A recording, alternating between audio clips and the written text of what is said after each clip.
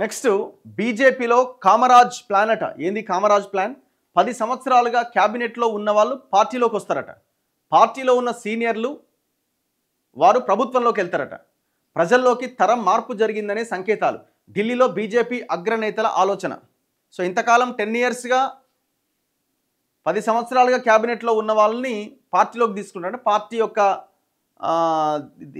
అభివృద్ధి కోసం వాళ్ళని పార్టీ సలహాలు సూచనలు వాటి కోసం పార్టీ ఎదుగుదల కోసం తీసుకుంటారట. జాతీయ స్థాయిలో బీజేపీ కామరాజ్ ప్లాన్ను అమలు చేయబోతున్నదా? 10 ఏళ్లుగా కేంద్ర మంత్రివర్గంలో ఉన్న వారిని పార్టీలో ఉన్న ముఖ్య నాయకులను ప్రభుత్వంలోకి తీసుకోబోతున్నదా?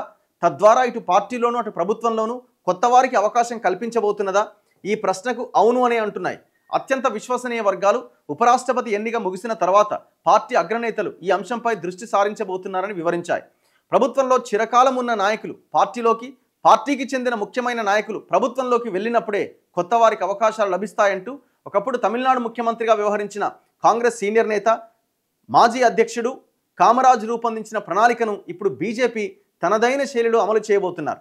మోదీ క్యాబినెట్లో మొదటి నుంచి కొనసాగుతున్న అధికార యంత్రాంగం నుంచి మంత్రివర్గంలోకి చేరిన మంత్రుల్లో అత్యధికులను తప్పించి ఇప్పటి వరకు పార్టీకే సేవకే అంకితమైన వారిని క్యాబినెట్లో చేర్చుకునే విషయంపై తర్జన భర్జనలు జరుగుతున్నాయట. ఈ ప్రణాళికకు తుది రూపకల్పన జరిగిన వెంటనే మోదీ తన మంత్రివర్గ సభ్యులతో రాజీనామా చేయించే అవకాశాలు ఉన్నాయని, ఆ తర్వాత సాధ్యమైనంత మేరకు కొత్త ముఖాలతో మంత్రివర్గాన్ని ఏర్పాటు చేయవచ్చని పార్టీ వర్గాలు అంటున్నాయి. అలాగే క్యాబినెట్లోనే కాకుండా పార్టీలోనే కొనసాగుతున్న మరికొంతమందికి వివిధ స్థాయిల్లోనూ అవకాశాలు కల్పిస్తారన్న చర్చ కూడా జరుగుతోంది. ముఖ్యంగా యువకులు, అనుభవజ్ఞులకు సమానంగా అవకాశం ఇవ్వాలని, పార్టీలోనూ ప్రభుత్వంలోనూ తరం మార్పు జరిగిందనే సంకేతాలు ప్రజల్లోకి వెళ్ళాలి అని భావిస్తున్నారు. ఇప్పటి వరకు పలువురు ఎంపీలను ఎమ్మెల్యేలను ఎంపీలుగా పోటీ చేయించే పద్ధతి బీజేపీలో ఉన్నది.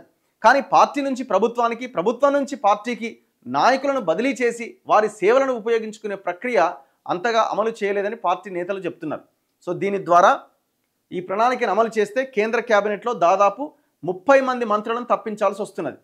వీరిలో అత్యధికులు 2014 నుంచి మంత్రి పదవిలో ఉన్నవారు ఉండవచ్చని సమాచారం. ఇక పార్టీ జాతీయ అధ్యక్షుడిగా కూడా ప్రస్తుతం చర్చల్లో ఉన్న పేర్లు కాకుండా కొత్త వ్యక్తిని ముందుకు తీసుకొచ్చిన ఆశ్చర్యం లేదని పార్టీ వర్గాలు అంటున్నాయి. ఇప్పటి వరకు శివరాజ్ సింగ్ చౌహాన్, మనోహర్ లాల్ ఖట్టర్, ధర్మేంద్ర ప్రధాన్ తదితరుల పేర్లు వినిపిస్తున్నాయి. పార్టీ అధ్యక్షుడు టీంలో కూడా అనేక కొత్త ముఖాలకు ఆస్కారం ఉందని తెలుస్తోంది. సో ఇవన్నీ కూడా వాళ్ళ ప్లాన్ ఏంటంటే మళ్ళీ 2028-29 అధికారమే లక్ష్యంగా వాళ్ళు ప్లాన్ చేసుకుంటున్నారు.